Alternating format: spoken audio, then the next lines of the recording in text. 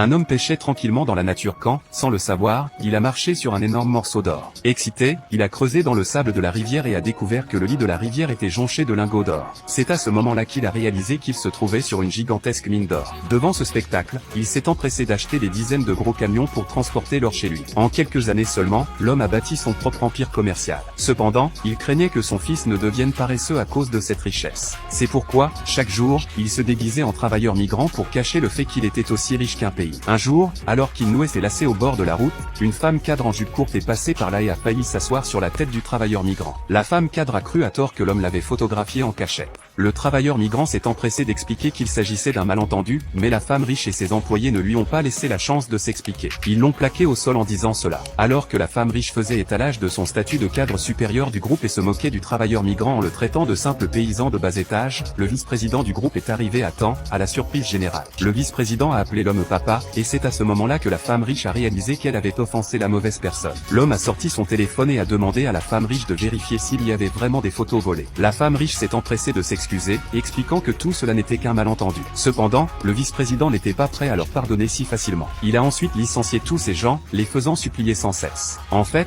aujourd'hui était le grand jour du mariage de son fils, mais ce dernier était très anxieux car il n'avait pas prévenu son père. Après tout, la famille de la mariée avait des standards très élevés, et si son père travailleur migrant se présentait, il risquait d'être moqué et méprisé. Il espérait donc que son père rentre rapidement à la maison pour ne pas lui causer de problème. Contrairement à ce qu'on pouvait penser, le père ne considérait pas cela comme un problème. À l'origine, l'homme voulait simplement cacher son identité pour entraîner son fils, mais il n'avait pas imaginé que son fils deviendrait presque le fils de quelqu'un d'autre. En réalité, l'homme n'était pas d'un simple travailleur migrant, mais le milliardaire le plus riche du monde, avec 3 belles et riches filles adoptives. Pendant ce temps, le jeune homme était déjà arrivé dans la salle de banquet, mais lorsqu'il s'est tenu devant sa belle-mère et les autres parents de la mariée, leurs paroles cachaient tout un mépris pour lui. Ils ont même dit que le fait que le jeune homme épouse une femme aussi puissante pouvait être considéré comme une adoption par alliance. Le jeune homme a essayé de se défendre, mais il n'a pas pu sortir de dot décente.